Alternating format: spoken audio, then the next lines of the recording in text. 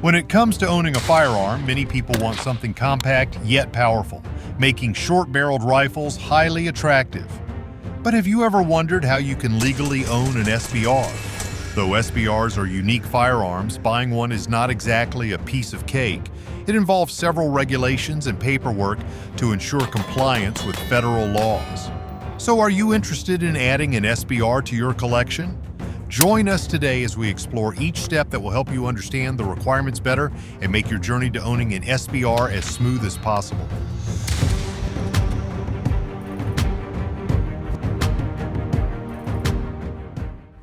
What exactly is an SBR? So before proceeding to essential steps, let's start with the basics.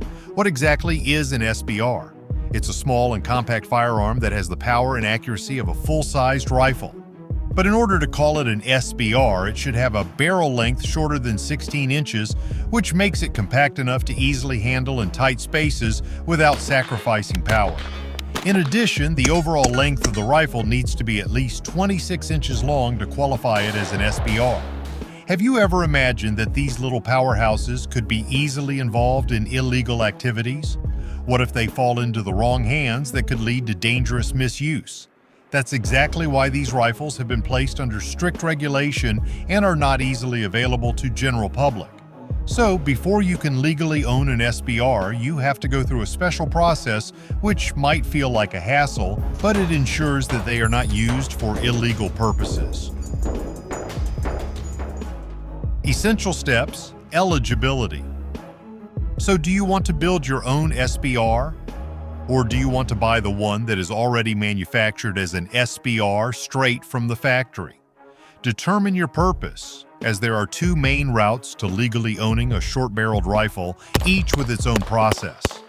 If you already own a rifle and want to modify it into an SBR, you will need to go through the Form 1 application. On the other hand, if you want an already built SBR from the dealer, then you will need to use Form 4. Deciding on your approach will set you on a smoother journey to legally own your short-barreled rifle.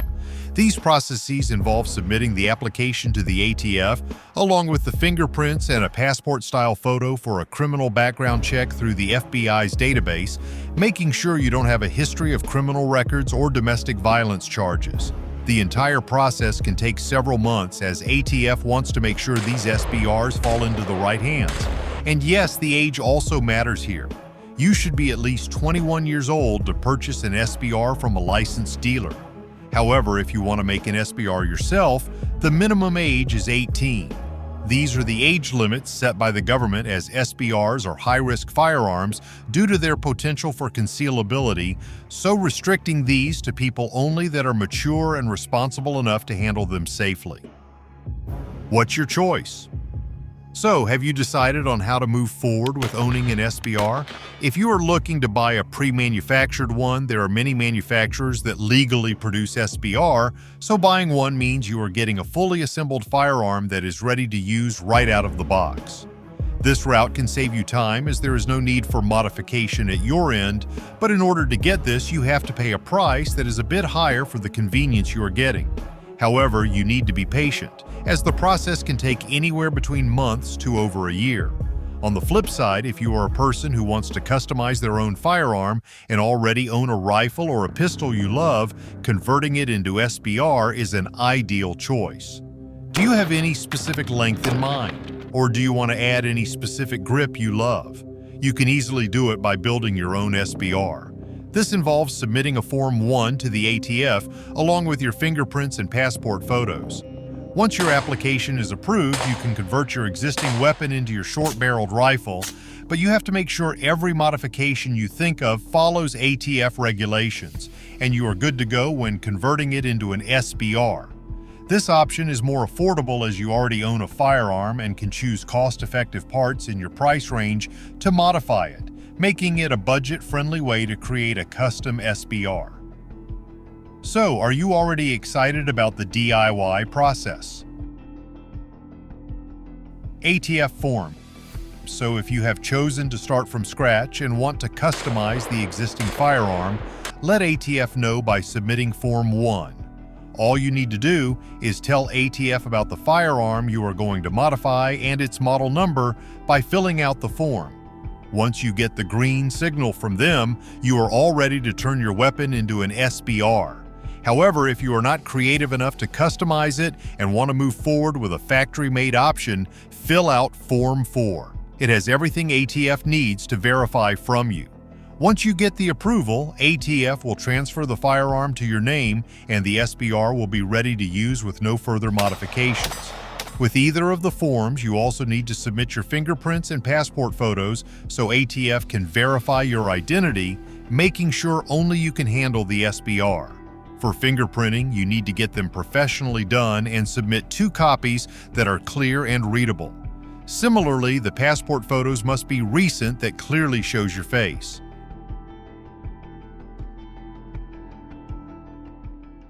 NFA tax stamp. So whether you are buying an SBR or building one, a $200 fee has to be paid, which is the standard part of the application process.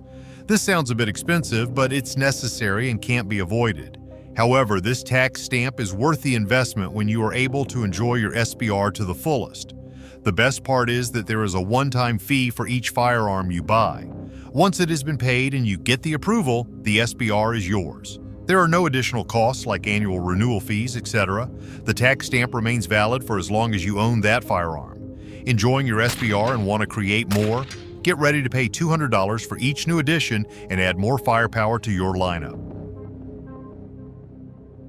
Submitting the application. Now, here comes a part that requires a lot of patience. If you are done filling out the forms, paying the tax stamp fee, and gathering all the documents, it's time to submit the application.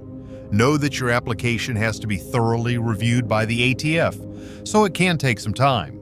If you are lucky enough, you might get the approval in a few weeks, but the standard time is a few months and sometimes even longer. So if you are not that lucky person, you even have to wait for 6 months or more as delays can happen due to backlogs from high demand or additional time for background checks. Minor issues in your paperwork can also delay the process as ATF has to double-check all the info, so make sure to fill out everything accurately, which can reduce the chances of late approvals to some extent. But here is the good news for those who are going through the Form 1 route and customizing their own SBR. The electronic submission on this route can speed up the process a little as compared to paperwork submission, as e-forms or digital submissions move through the system faster. However, Form 4 still requires physical review process, so the wait time for this is still longer. Curious to know how things are moving along? No sign of approval and you can't wait. Here is something that calms you down a bit. The ATF tracking system where you can check your application status online. For electronically submitted applications, you just need to log in and get updates on where your application is in the process. Is it still pending or under review, or has it been approved? Whatever the status is, you can log in regularly to keep an eye on things. However, for those who used a paperwork method to submit the application, there is no online tracking. But you can still check in through calls or emails to the ATF. We know you are excited to get your SBR seen in action, but waiting patiently is something you can do to make it all worth it in the end. Approval process. After months of waiting, you finally get a green signal. When your application is approved, the ATF will send you an official tax stamp along with registered paperwork for your SBR. This shows your firearm is officially registered under the NFA.